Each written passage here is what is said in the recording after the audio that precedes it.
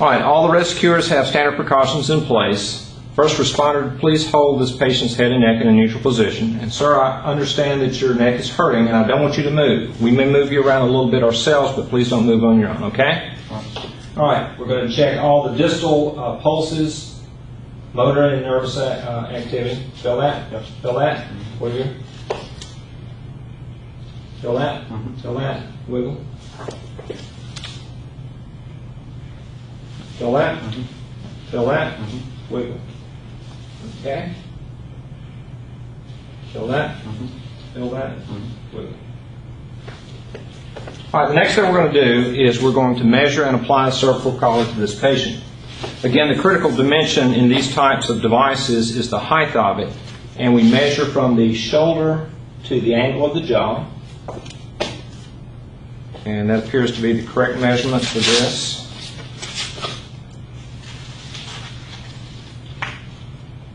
Okay, I'm going to grab traction anterior, posterior, and on my count you can pull. 1, 2, 3. Got it? All right, I'm going to go back and snug up the C-collar. You breathing okay? Yep. Open your mouth. And it's important to make sure that your patient can open their mouth. If they vomit and can't open their mouth, they will then aspirate, and obviously it's very important for them to be able to breathe correctly. All right, I'm next going to take my KED device.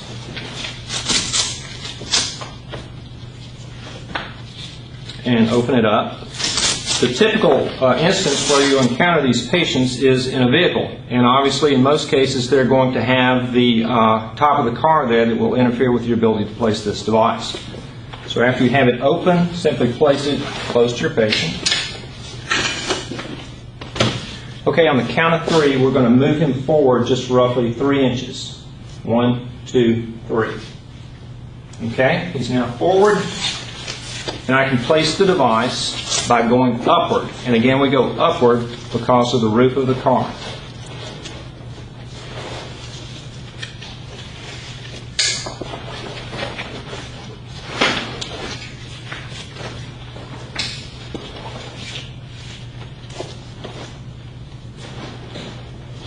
Okay, on the count of 3, let's ease him back. 1, 2, 3. Okay. Once we've done that, we can go ahead, open up the straps on the side, and you always start with the middle strap, which in this case happens to be yellow. You simply find the corresponding yellow colored clip on the opposite side and snug it up. Now don't aggressively pull on the end of the strap. The best way to do it is to push with one hand, pull gently with the other. Is that too tight? No.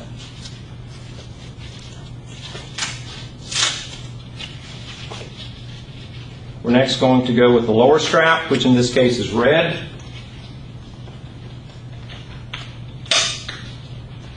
Flip it on the opposite side. Snug it up.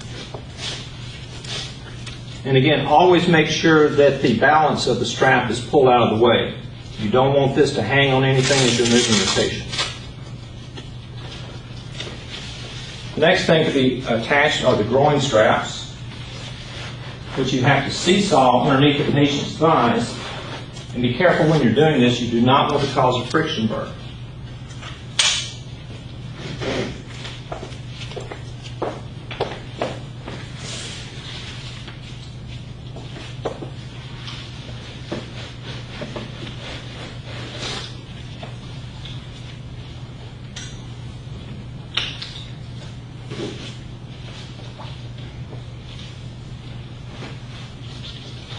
As always, tuck any excess out of the way.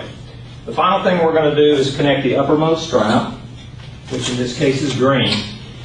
And you always check the patient's breathing after you snug this one up.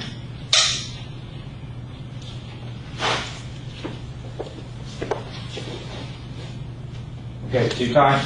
Are you breathing okay?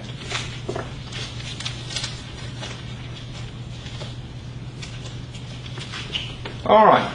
At this point, we're now going to immobilize the knees, the hands, and the ankles. So go ahead and put your arms just like that for me. And again, do not tie these tightly. You don't want to create a tourniquet effect, so this is just very loosely tied.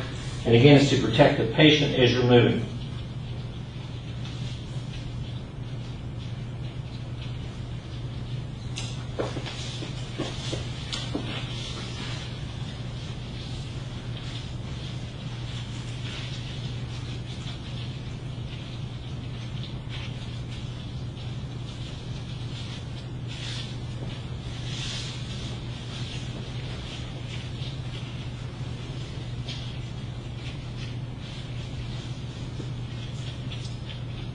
All right, is any of that too tight? No.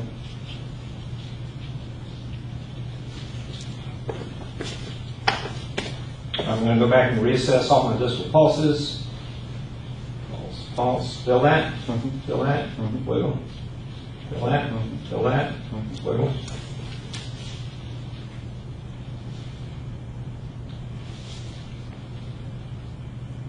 Feel that? Feel that? Wiggle your toes. Okay.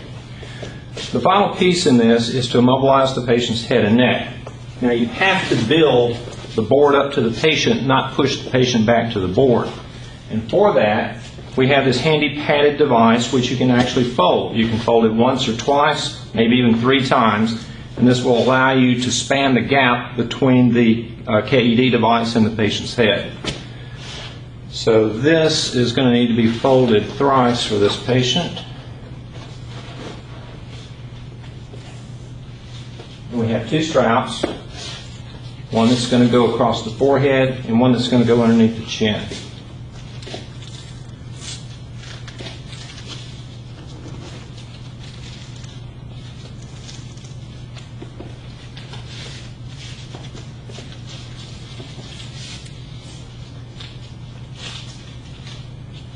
Okay, can you open your mouth? Breathing okay? Yes. Okay, you can release traction. All right, at this point, we're going to take the patient, rotate the patient 90 degrees, lay him back onto a long spine board that's supported on a stretcher, pull him to the top of the spine board, release the groin straps, and then immobilize him to the board.